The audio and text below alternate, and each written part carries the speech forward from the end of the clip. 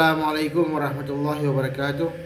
Innal hamdalillah nahmaduhu wa nasta'inuhu wa nastaghfiruh wa na'udzu billahi min shururi anfusina min sayyiati a'malina. Man yahdihillahu fala mudilla lahu wa man yudlil fala hadiya lahu. Asyhadu an la ilaha illallah wahdahu la syarika lahu wa asyhadu anna Muhammadan abduhu wa rasuluhu la nabiyya ba'dah. Allahumma shalli wa sallim ala sayyidina Muhammadin al-fatihil mawlid wal hadil lima sabaq nasir haq bil haqq wa la jazaatil mustaqim haqqa qadrihi wal miqdar azim. Alhamdulillah, bertemu lagi bersama saya Muhsin dalam Official Muhsin Channel. Kali ini kita masih membahas kitab dari Fathul Qorib Syekh Ibnu Qasim Al-Ghazi. Beliau juga bermazhab Syafi'i dan banyak kitabnya dipakai di kalangan para ulama pesantren. Tapi ini yang berbahasa Indonesia sehingga kita bisa mudah mengamalkannya dan mengetahuinya tanpa perlu mengetahui bahasa Arabnya. Insya Allah kita akan baca buku ini sampai selesai dari beberapa kasus-kasus. Oke, kita sudah masuk dalam bagian ke berikutnya. Kemarin kita bahas macam-macam air. Sekarang masih bagian dari macam-macam air, yaitu tadi air suci, sekarang air mustakmal. Air mustakmal itu dikategorikan sebagai air yang suci tapi tidak mensucikan, yaitu air mustakmal, artinya air yang sudah digunakan untuk menghilangkan hadas, menghilangkan najis, artinya air bekas wudhu bisa masuk dengan syarat sifatnya air tersebut tidak berubah dan volumenya tidak bertambah ketika terpisah dari benda yang dibasuh setelah memperhitungkan volume air yang terserap oleh benda tersebut. Jadi kalau kita membersihkan najis, membersihkan wudhu, membersihkan hadas, tentu beda ya antara hadas dan najis. Najis itu ada bendanya, sedangkan hadas itu lebih kepada perbuatannya. Misalnya habis junub, habis berhubungan badan suami istri, itu hadas. Mandi basah, haid, itu hadas. Tapi kalau najis itu adalah kotoran-kotoran hewan, seperti itu.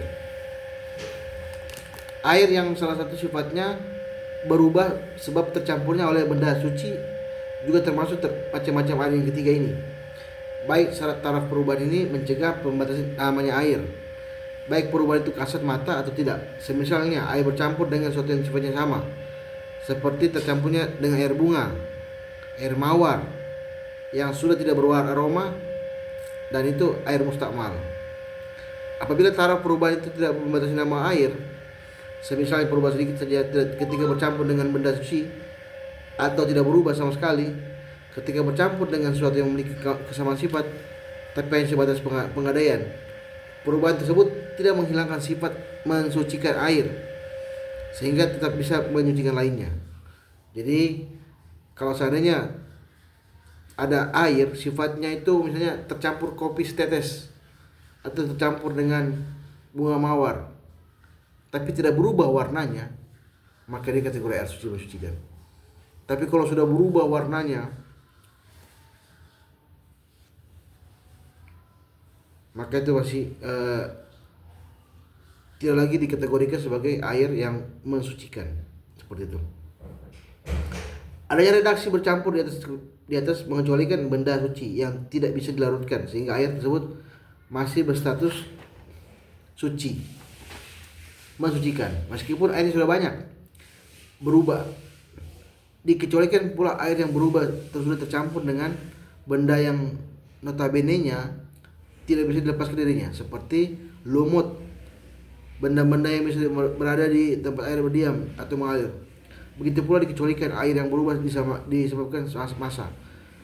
Air tersebut dikecualikan ini hukumnya suci mensucikan. Jadi kalau ada lumut pun masih bisa mensucikan asalkan tidak berubah sifatnya, warnanya. Jadi ketika airnya berubah, maka itu kategorinya airnya suci tapi tidak mensucikan. Air yang najis. Nah, ini macam-macam air ya. Kita masih macam-macam air karena ini masih bab tohara. Yang pertama air suci, air mustakmal, air bekas berwudu atau air bekas hadas, air bekas najis. Air mustakmal itu air yang bekas berwudu ya, yang sifatnya tidak berubah seperti itu. Jadi secara kasat mata tidak berubah, tetapi sudah menjadi bekas, maka itu tidak masalah.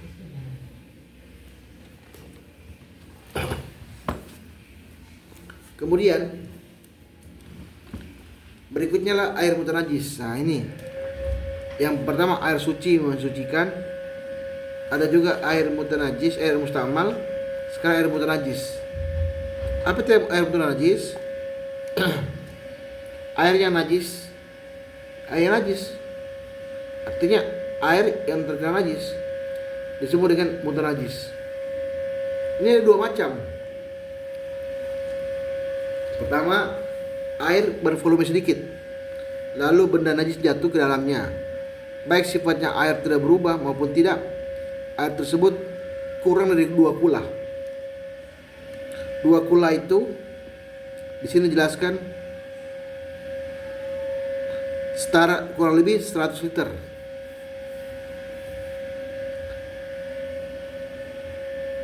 Jadi kalau tandon itu kan banyak, ada macam-macam, 60 liter, 100 liter. Kalau sudah terkena najis, maka tandon tersebut sudah tidak bisa lagi dipakai wudhu. Itu berbahaya. Jadi benda-benda yang najis, tai cicak, tai burung, nah itu kategorinya tidak bisa mensucikan. Itu yang paling berbahaya, karena kita ini kan banyak tempat-tempat wudhu atau tempat-tempat masjid itu menggunakan tandon yang kadang-kadang liternya tuh kurang dari 2 kula. Maka kita harus memperhatikan betul. Dan sampai sudah capek-capek wudhu di tempat sholat, tapi tahu-taunya wudhunya nggak sah karena ada benda jatuh di tempat najis, di tempat wudhu atau di tempat air, tandonnya, atau orang di sini katakan toren, tandon, toren, terserah. Yang jelas di bawah dari 100 liter terkena najis, maka kategorinya sebagai air muatan najis. Dengan cara tidak sengaja dilemparkan ke dalam air dan tidak berubah, begitu juga najis yang tidak terlihat oleh kasat mata. Kedua benda najis tersebut tidak dapat menajiskan benda cair. Di sini ada pengecualian. Tapi benda najis itu tidak dapat dimasukkan di bangkai binatang atau yang tidak berdarah, seperti jatuhnya lalat. Jadi lalat itu bukan kategori najis kalau jatuh di tempat air yang kurang dari kula-kula. Dia tidak membatalkan atau tidak merubah sifat air, gitu ya? Selama tidak berubah sifat air, maka itu masih bisa dipakai. Yang kedua, benda najis tersebut tidak dapat menajiskan benda cair. Nah, itu maksudnya. Juga masih banyak kasus pengecualian disebut dulu dalam kitab-kitab yang lain. Yang kedua, air bervolume banyak atau 2 kula, tapi sifatnya berubah baik sedikit maupun tidak. Misalnya 2 kula kurang lebih setara 500 kaki Baghdad. Menurut pendapat Aso ini ialah pendapat tokoh-tokoh mazhab Syafi'i. Jadi ada perdebatan di antara mazhab Syafi'i tentang masalah pendapat 2 kula ini. Di sini dikatakan ini diambil dari pendapat pemahaman mereka terhadap perkataan Syafi'i berdasarkan prinsip-prinsip yang telah ditetapkan oleh mazhab. Tingkat perbedaannya pendapat para perkara yang disebut dengan begitu kuat. Artinya Al-Aswa ini pendapat mazhab Syafi'i yang begitu kuat di kalangan mereka, di kalangan para ulama bermazhab Syafi'i.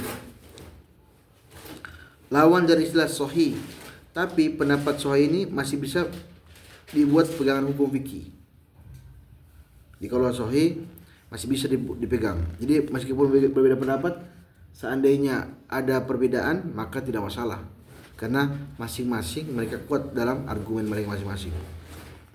Sedangkan satu kaki Baghdad beratnya 124 atau 4/7 dirham untuk menurut Imam Nawawi.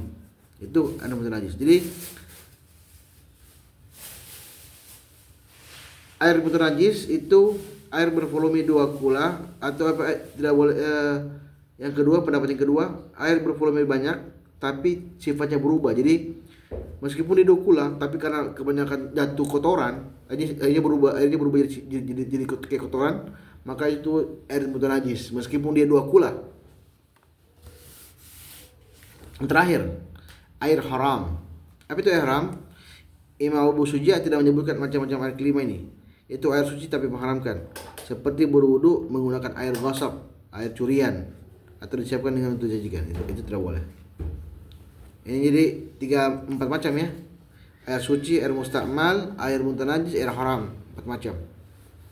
Oke, demikian yang saya bisa bahas. Lebih kurang saya mohon maaf. Silakan like, subscribe ini channel sehingga kita bisa menambah kebaikan. Akhirul kalam. Assalamualaikum warahmatullahi wabarakatuh.